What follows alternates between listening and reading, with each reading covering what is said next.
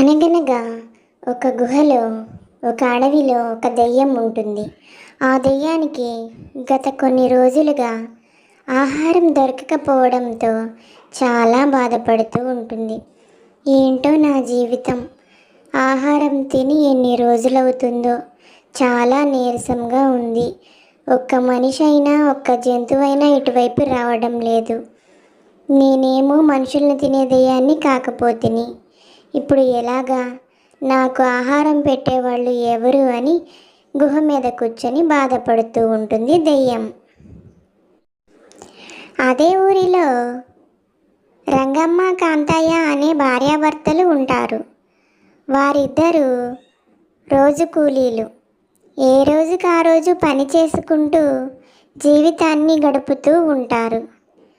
వారిద్దరూ ఊడి చివర ఒక చిన్న పూరి గుడిసె వేసుకొని అందులో తమ జీవితాన్ని కొనసాగిస్తూ ఉంటారు.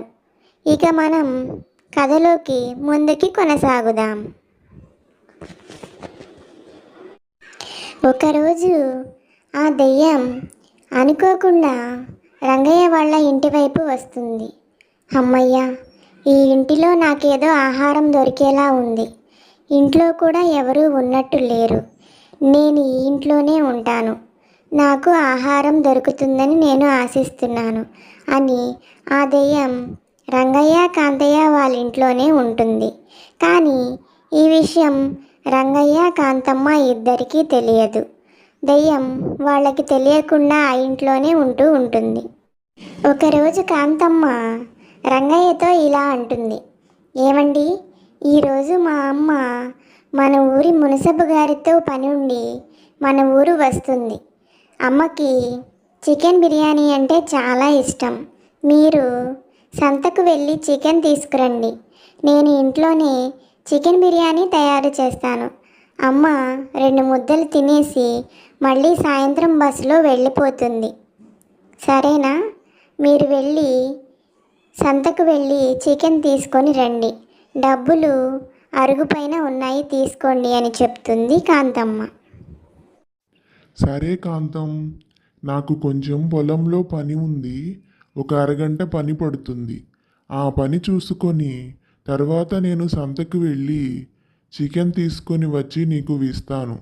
నువ్వు చికెన్ బిర్యానీ చెయ్యి. ఈరోజు నేను నా స్నేహితుడిని కలిసే పని ఉంది. అక్కడికి కూడా నేను వెళ్ళాలి. నువ్వే బస్టాండ్ వరకు వెళ్ళి మీ అమ్మగారిని తీసుకొని రా, సరేనా అని చెప్పి రంగయ్య చికెన్ తీసుకురావడానికి వెళతాడు. రంగయ్య చికెన్ తీసుకొని వస్తాడు. కాంతమ్మ కట్టెల పొయ్యి మీద చికెన్ బిర్యానీ తయారు చేస్తుంది. బిర్యానీ పూర్తయిన తర్వాత బిర్యానీ ఇంట్లో పెట్టి రంగయ్య తన స్నేహితుడిని కలవడానికి వెళతాడు. కాంతమ్మేమో తన అమ్మగారిని తీసుకురావడానికి బస్టాండ్ దగ్గరకు వెళుతుంది. ఈలోపు దెయ్యం ఇంటిలో ఉన్న బిర్యానీని రావురుమంటూ తింటుంది. ఒక్క ముక్క కూడా మిగలకుండా మొత్తం బిర్యానీని దెయ్యం తినేస్తుంది. ఇక మీదట నేను ఈ ఇంట్లోనే ఉండాలి. ఈ ఇంట్లో ఆవిడ వంటలు బాగా చేస్తుంది. ఇక్కడ ఉంటే నాకు ఆకలికి ఎటువంటి ఇబ్బంది ఉండదు. ఈ ఇంట్లో నుంచి ఎట్టి పరిస్థితుల్లోనూ బయటకు వెళ్ళకుండా, ఇంట్లో వాళ్ళకి తెలియకుండా ఈ ఇంట్లోనే ఉండి కడుపు నిండా ఆహారం తినాలి అని దెయ్యం తనలో తాను మాట్లాడుకుంటుంది. ఇంతలో పని పూర్తి చేసుకుని రంగయ్య ఇంటి ముందుకు వస్తాడు.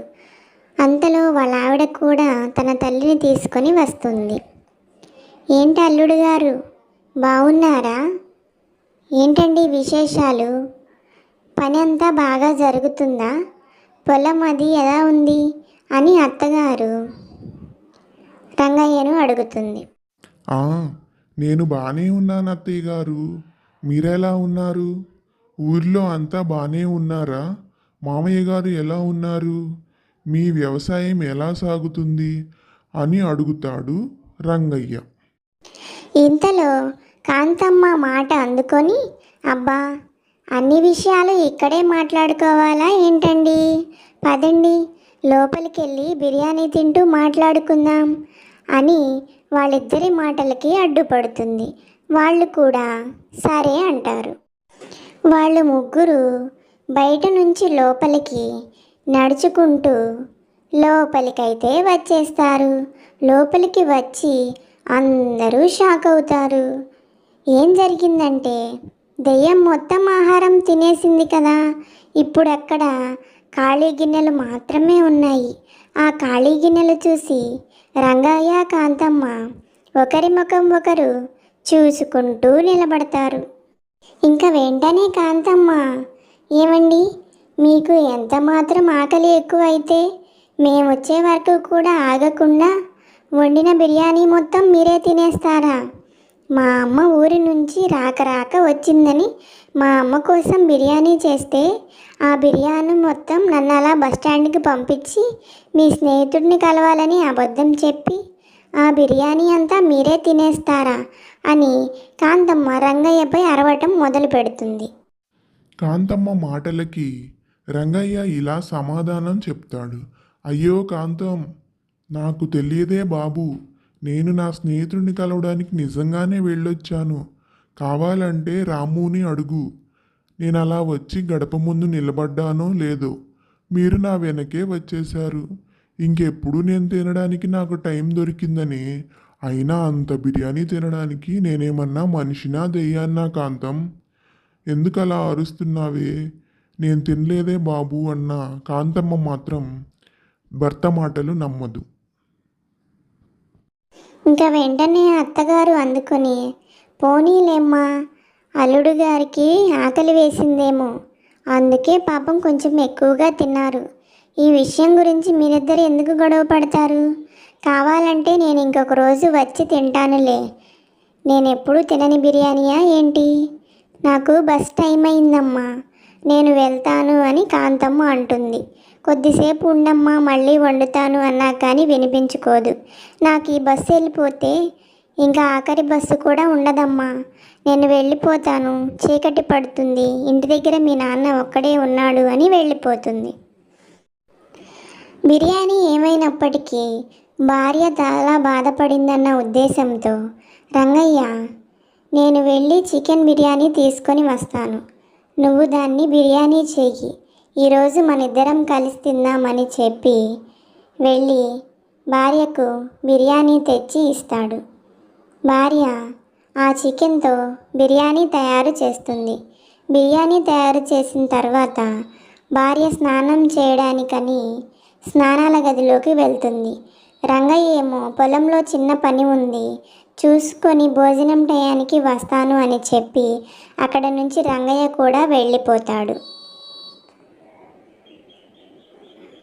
కాంతమ్మ వాళ్ళ ఇంట్లో దెయ్యం ఉందన్న విషయాన్ని రంగయ్యకు చెప్తుంది. రంగయ్య కూడా చాలా ఆశ్చర్యపోతాడు, ఇన్ని రోజులు దెయ్యంతో కలిసి ఉన్నామా అని. తర్వాత కాంతమ్మ రంగయ్యకు ఒక ఉపాయం చెప్తుంది. రేపు బిర్యానీ చేద్దాం, బిర్యానీలో బాగా గొడ్డు కారం, ఉప్పు వేసి బాగా కారంగా చేద్దాం. ఆ అన్నం తిన్న దెయ్యం దెబ్బకి ఈ ఇల్లే కాదు, ఈ ఊరు కూడా వదిలిపెట్టి వెళ్ళిపోయేటట్లు చేద్దామని చెప్పి తన భర్తకి చెప్తుంది. రంగయ్య కూడా సరే అంటాడు. రోజులాగానే దెయ్యం ఇంట్లో ఎవరూ లేరని బిర్యానీ తింటుంది. ఒక్క ముద్ద తినిందో లేదో కారం కారం కారం, వామ్మో వాయ్యో, నా ప్రాణాలు పోయేలా ఉన్నాయి. ఈ కాంతమ్మ రంగయ్య ఇద్దరూ కలిసి కావాలనే ఇలా చేసినట్టున్నారు. ఇప్పటికైతే ఈ ఇంట్లోంచి వెళ్ళిపోతున్నాను, కానీ ఏదో ఒక రోజు నేను పగ తీర్చుకుంటాను మీతో అని చెప్పి అరుచుకుంటూ దెయ్యం ఇంట్లో నుంచి బయటకు వెళ్ళిపోతుంది. హాయ్ ఫ్రెండ్స్, అందరూ ఎలా ఉన్నారు? ఈ దెయ్యం స్టోరీ కనుక మీకు నచ్చినట్లయితే, దీనికి కంటిన్యూషన్ కనుక మీకు కావాలనుకుంటే please do like, share and subscribe to Telugu stories 7777.